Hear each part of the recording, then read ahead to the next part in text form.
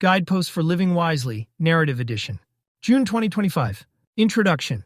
We don't come into life with a map.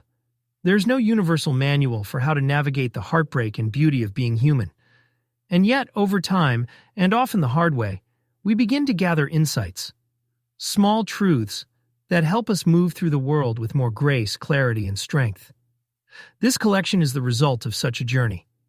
Drawn from decades of reflection, reading, listening, and lived experience, Guideposts for Living Wisely distills some of life's most enduring lessons into 15 essential principles. These are not commandments or rigid rules.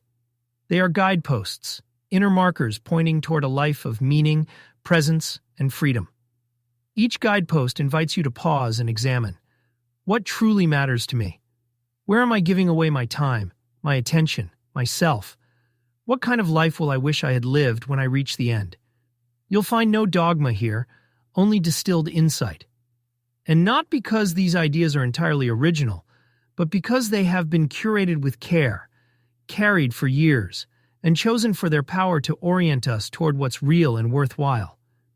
They speak to the deep desire beneath all striving, not merely to succeed but to be fulfilled, to live authentically, to love well, to become someone you yourself respect, to die without regret.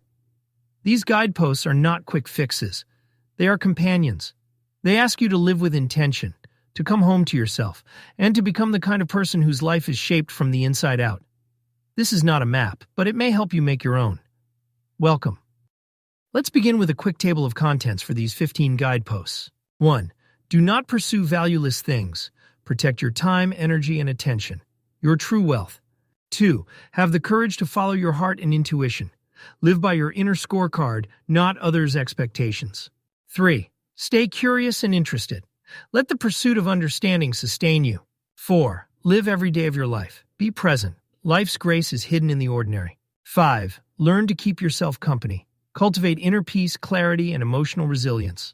6. Be open-minded. Embrace uncertainty. Doubt is a form of wisdom. 7. Avoid the identity traps. Be yourself and let others be themselves too. 8. Convert time into love. Love is the truest measure of a life well lived. 9. Look the reality of life straight in the face with courage. Cherish people now. Loss is part of love. 10. Be less judgmental and more forgiving. Of others and yourself. Compassion begins with understanding imperfection. 11. Avoid extremely intense ideology. Stay free by thinking for yourself and resisting dogma. 12. Know what is more than enough, and thereby what is sufficient. Question conditioned desires. Discover your true needs. 13. Be warm-hearted and tough-minded. Lead with kindness, but don't lose yourself. 14. Be joyful and grateful. Fulfillment flows from purpose and appreciation. 15. Live as you will have wished to have lived when you are dying. Let mortality clarify your priorities and guide your path. Okay, there we have it. Let's now move on and drill down into each guidepost. 1. Do not pursue valueless things. Time, energy, and attention, these are your true wealth. Not money, not possessions. These are the currencies of a meaningful life. And yet, while most of us guard our wallets carefully, we spill our minutes, our mental focus, and emotional bandwidth like they're nothing, handing them out to distractions, obligations, and noise that leave us drained and no closer to what we actually care about. It's a strange irony. We are misers with our money, but careless with our lives. The danger isn't that we'll deliberately waste our days, but that we'll unintentionally trade them away for things that don't matter. Because the world is full of people with plans for you. They want you to say yes. They want you to help them climb their ladders, not question if you should be building a ladder at all. But this is your life. You get to choose what to do with it. And who you spend it around matters too. Stay away from those who live reactively, who drift from impulse to impulse, unable to pause or reflect. Their chaos will bleed into yours.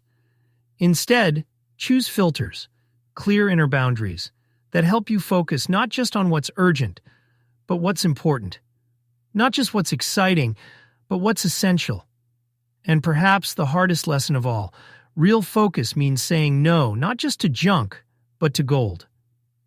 Sometimes you'll have to walk away from ideas that light you up, that feel full of promise, because you've chosen something even more important. Discipline is not the enemy of passion. It's what protects it.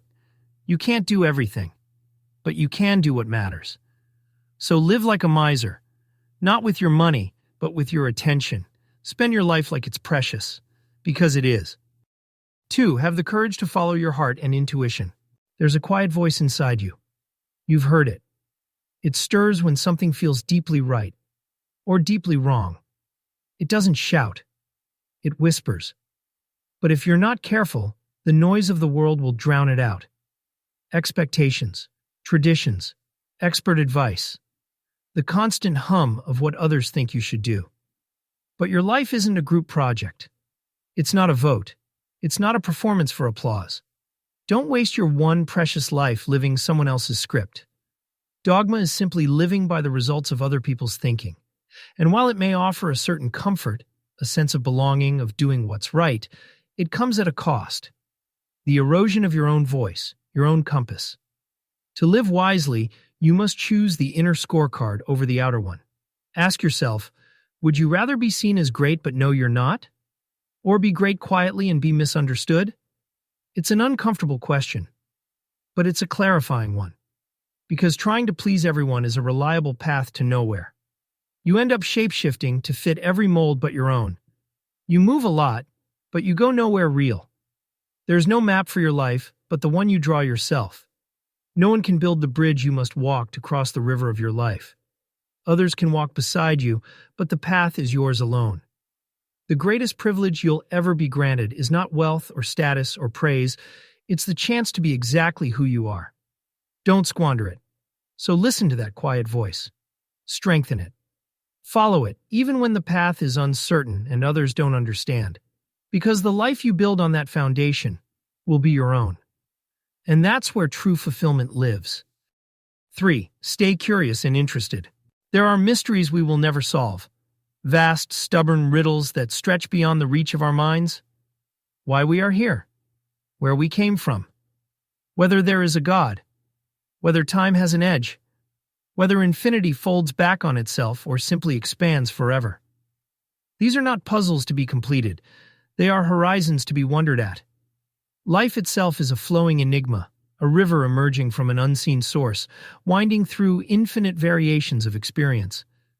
It's a dome of many-colored glass, shimmering and shifting, always more than we can say.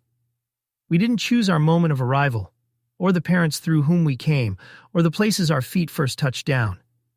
And we don't know where this all leads, or when it will end. Yes, we carry beliefs, stories that give shape to our days. And they may be right, or they may not. The truth is, we don't really know. And maybe we're not supposed to. Maybe it's the reaching that matters. Because curiosity is not weakness, it is vitality. The impulse to question, to explore, to marvel, is what keeps the soul awake. Lose that, and the light dims. The world flattens.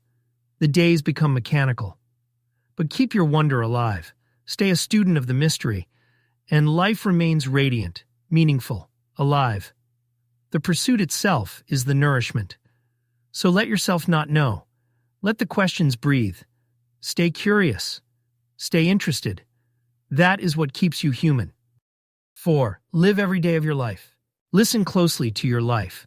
Not just the high notes, but the hum beneath it all. Life is not only found in the joyful peaks or the unforgettable milestones. It is equally present in the quiet boredom, in the ache, in the ordinariness. All of it is sacred. All of it belongs. You are walking through a mystery so deep and subtle that no thought can capture it. No words can fully describe it. Life is not a problem to be solved, but a grace to be received. And grace doesn't arrive only in epiphanies. It hides in the texture of your morning, the weight of your breath, the smell of rain, or the warmth of someone beside you. This moment, this very instant, is all any of us ever truly have. The past has already dissolved behind us. The future remains a fog. So whatever kindness you have to give, whatever good you are capable of offering, do it now. Say the word.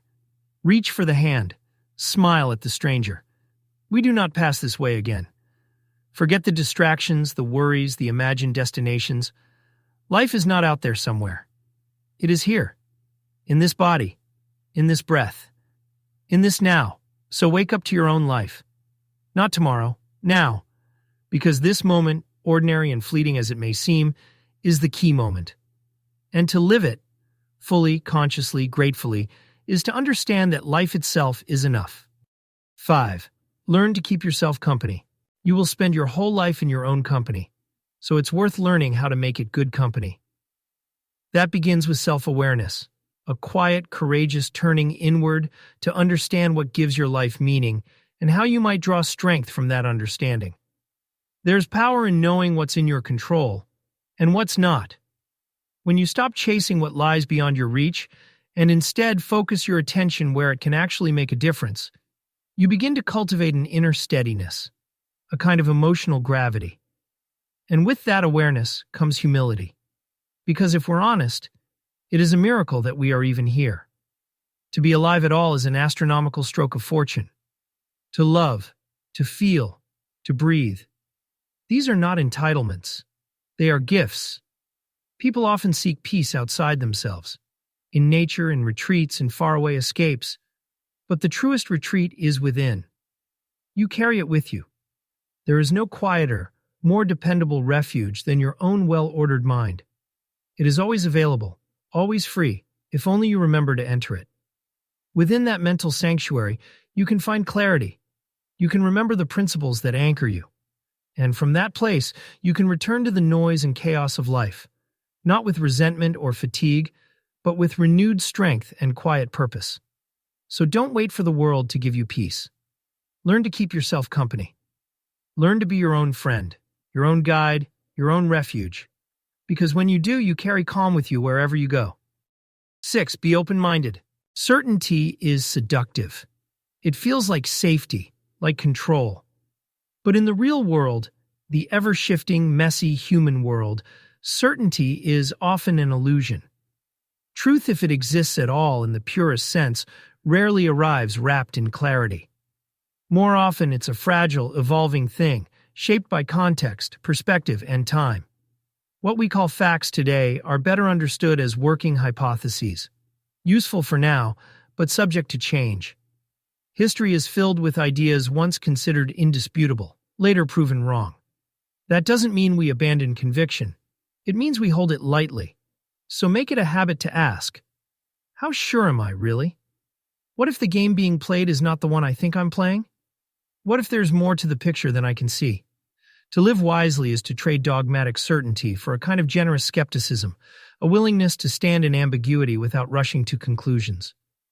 Life offers many ways of being, many paths that might be valid. Yours is not the only one, and it's not your job to convince everyone. Wanting others to agree with you is human, but needing them to agree is dangerous.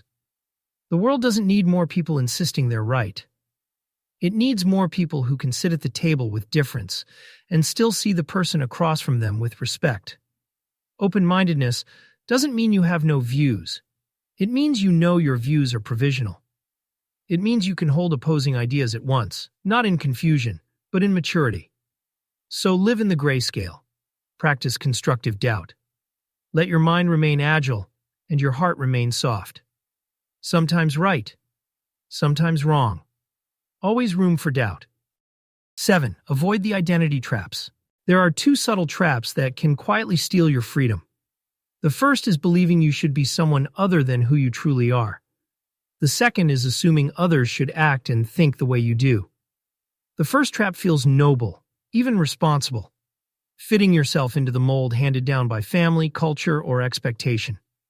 But in doing so, you begin to erase your own desires, your own feelings, your own sense of what matters. You become a character in someone else's story, a life lived by script, not by spirit. The second trap is trickier, more hidden. It's the quiet belief that others see the world the same way you do, or that they should. You get frustrated when they don't respond as you would, when they don't share your logic or your values. But here's the truth. Their path through life has been entirely different from yours. And so is their perspective. You are unlike anyone else on this planet. No one has lived your life, absorbed your moments, been shaped by your particular web of experience. Your beliefs, your instincts, even your sense of what's common sense, they are your own. And so are everyone else's. Yet we forget this. We expect sameness. We judge deviation.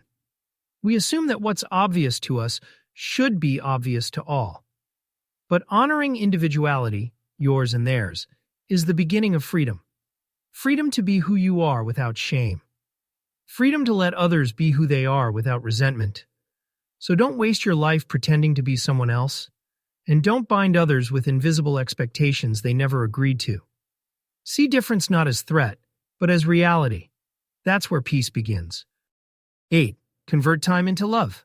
If there is a purpose to life, it is this: to turn the limited hours we're given into acts of love. Love is not a simple thing. It's not a feeling you stumble into. It's a discipline, a devotion, a lifelong project. For one human being to truly love another, to see them, care for them, honor them even in their flaws, that may be the greatest task we ever face. And everything else we do in life? It may just be preparation for that test. Love takes many shapes. A fleeting smile, a long embrace, a whispered forgiveness, a sacrifice you didn't want to make but did. It can be messy, sacred, painful, joyous, wild, quiet. It can bruise. It can heal. It can deepen through years or fade in a season. But when it's real, it always leaves a mark. And here's the thing: you can't fake love. You can't force it. You can't buy it, no matter how much money you have or how many honors you collect. You can buy admiration, sure. You can buy praise. But love doesn't show up for a paycheck.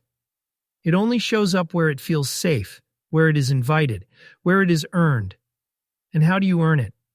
By being lovable, not in the charming, polished magazine cover way, but in the daily, imperfect human way. By showing up, by caring deeply, by giving more than you take, by being kind when it's hard, by choosing connection over convenience. Because in the end, the real measure of a life isn't how many people knew your name, it's how many people loved you, and how many you loved in return. So give your time to what matters. Convert it into love. Fiercely, relentlessly, joyfully. That's the best thing you can do with this one wild and temporary life. 9. Look the reality of life straight in the face with courage. To love anyone or anything is to risk losing them. This is the hidden cost of every hello. Eventually, there will be a goodbye. That's the deal. And yet we love anyway. Mourning is the price we pay for that courage. For opening our hearts, knowing they can break. It's a blessing and a burden both to care so deeply. But would you rather go through life untouched, unbroken, but also unloved and unloving?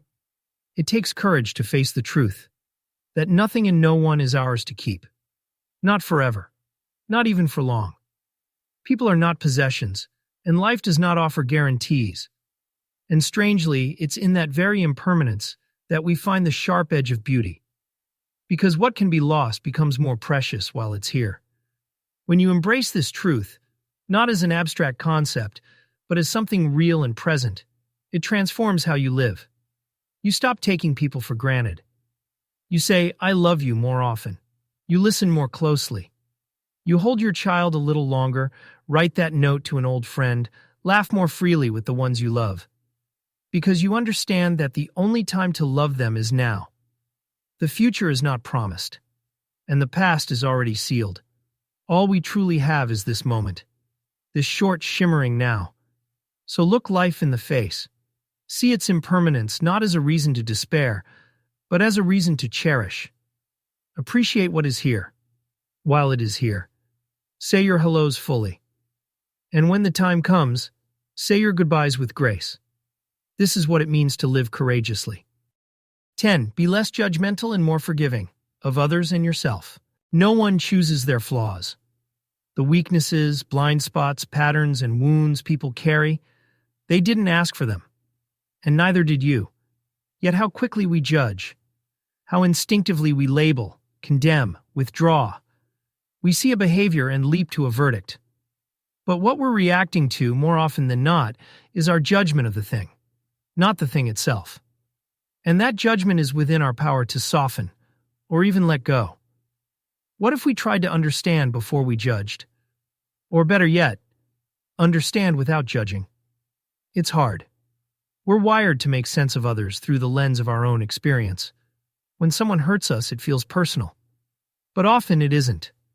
Often it's just someone operating from pain or fear they don't know how to name.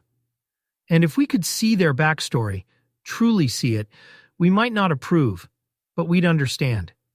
The same goes for ourselves. We stumble, we fail, we say things we regret. But there's no shame in being wrong, only in refusing to grow from it. The human condition is imperfect understanding. The task is not to be flawless. It's to keep learning, keep softening, keep trying. There is no final fix. There is only forgiveness, again and again. So try to forgive others. Not because they're always right, but because they're human. And try to forgive yourself. Not because you're beyond reproach, but because self-condemnation paralyzes and forgiveness frees. Everyone is a little broken. Everyone is doing their best with the tools they've been given. So leave space for grace. Because in the end, what we all need is not perfection, but compassion. 11. Avoid extremely intense ideology. Be careful what you let capture your mind.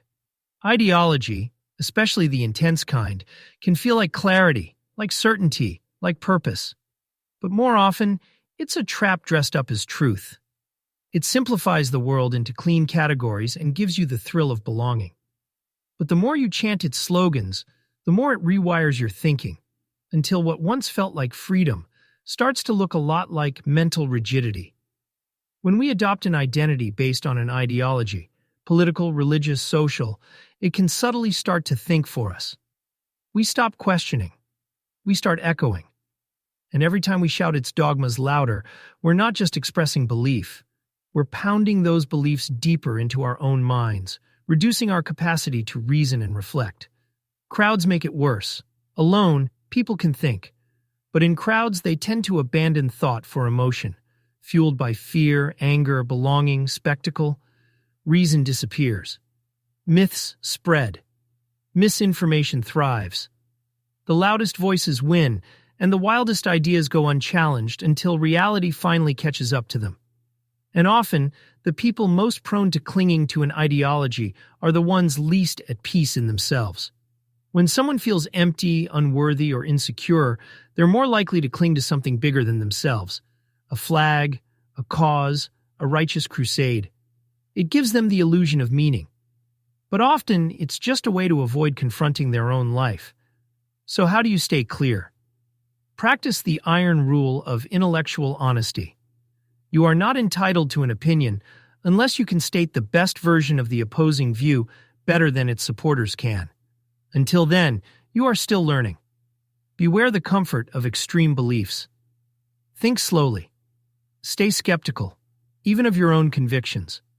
And when everyone around you seems absolutely certain, that's when it's most important to ask questions.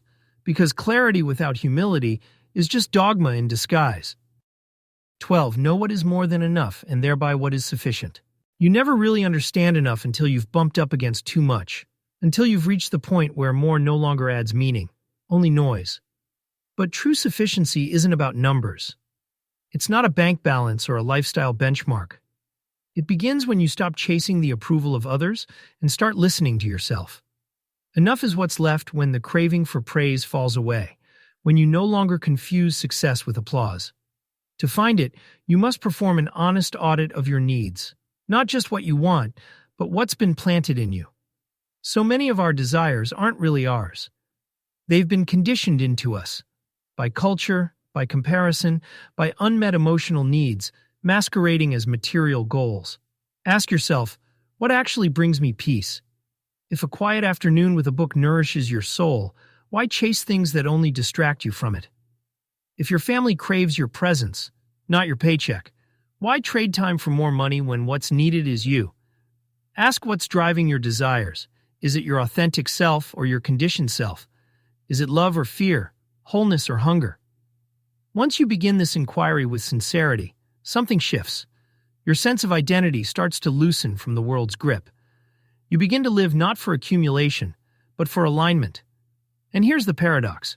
When you finally know what is more than enough, you often discover that enough is already within reach. 13. Be warm-hearted and tough-minded. Kindness is powerful. It transcends words and barriers. It's a universal language, the kind that the deaf can hear and the blind can see. When practiced sincerely, it can soften a hard world, heal old wounds, and make life more beautiful, for you and for those around you. But kindness must be paired with strength. Because if you're not careful, the desire to be kind can become the fear of not being loved. And that fear can make you overly warm-hearted, too eager to please, too willing to say yes when you mean no, too quick to give away your boundaries in the name of caring. The danger is subtle but real. You begin to lose yourself in the process of trying to be good to others. You confuse being liked with being good. You forget that true kindness is not submission. It's strength wrapped in gentleness. So be warm-hearted, yes, but also be tough-minded. Know your values. Protect your center. You can offer love without abandoning yourself. You can show compassion without letting others steer your life.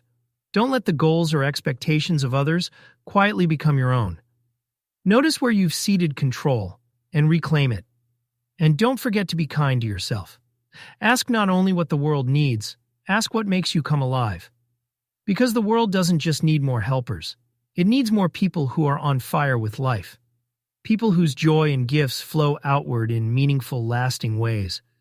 You matter most not when you disappear into service, but when you bring your full self into it. Where your talents meet the world's needs, that is your calling. Neglecting either is a quiet way of losing your soul. So be soft, be strong, be kind, and come alive. 14. Be joyful and grateful. Joy isn't a luxury. It's the point. We don't work, earn, build, or strive for their own sake. We do these things so we can live, truly live, and that means living with joy. At the deepest level, beyond all the roles we play and goals we chase, what we long for isn't just success, it's fulfillment. That feeling of being used up in the best way, of giving your gifts fully, being part of something meaningful, and knowing you didn't hold back. This is the true joy in life, not comfort but contribution, not ease but purpose, not being pampered but being used for a mighty cause, one you recognize as worthy. To be a force of nature rather than a fragile collection of complaints. But joy rarely shows up alone. It's born from gratitude. A grateful heart is the source of all other virtues. It awakens kindness, deepens humility, and opens generosity. When you realize how lucky you are, how much of what you now enjoy was once only a distant hope, you begin to see your life differently. You stop craving more and start savoring what already is. And when you feel the grace of what you've been given, you naturally want to share it. Not out of obligation, but out of abundance. So don't let longing ruin your present. Don't spoil what you have by obsessing over what you don't. Look around. Really look. There's so much here already. Joy is not something you chase. It's something you notice. Something you let in. Let your days be full, not just of doing, but of being. Be joyful, be grateful. That is the true wealth of a life well lived. 15. Live as you will have wished to have lived when you are dying. At some point, maybe soon, maybe far from now, you will look back. You will measure the life you've lived not by titles or possessions, but by meaning. And in that moment, clarity will come. What mattered, what didn't, what you're proud of, and what you wish you had done differently. You don't need to wait until that moment to know what it will feel like. The awareness of death, when accepted rather than feared, sharpens life. It peels away the noise, the performance, the need to impress. What's left is something purer, your heart's true longing. So ask yourself now, what will I wish I had done more of? What will I regret not doing if I let fear or distraction steal my time? Listen to the echoes of the regrets of the dying.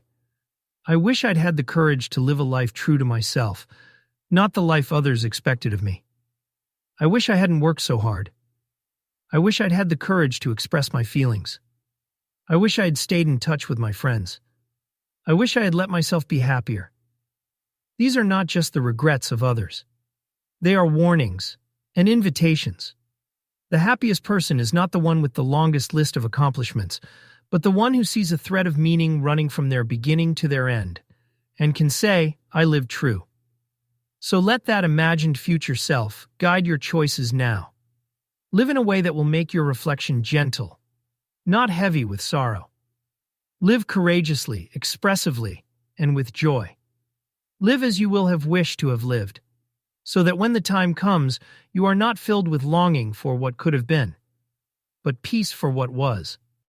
In summary, there is no single path to a good life, but there are common threads, quiet truths, that echo across time, tradition, and experience. These guideposts do not claim to be final answers. Rather, they are invitations to pause, to reflect, to live more consciously and courageously. If you've read this far, perhaps you've recognized something, not just new ideas, but old intuitions coming back to the surface. That's how wisdom often arrives, not as discovery, but as remembering. Each guidepost is a companion. Some will speak to you more than others. Some may guide you for a season, then fall away, only to return later with new meaning. That's as it should be. This collection is not meant to be followed like a checklist. It's meant to be carried like a compass. A life lived wisely is not a perfect life. It is one marked by intention, presence, curiosity, and care. It is a life shaped from the inside out, not by what the world demands, but by what your soul recognizes as true. So keep these guideposts close. Revisit them when you need grounding. Revise them as you grow. And above all, live in such a way that, when your life nears its end, you can look back not with regret, but with peace. That is the gift of wisdom, not to escape life's messiness, but to navigate it with a clearer heart. May you live wisely, and may you live well.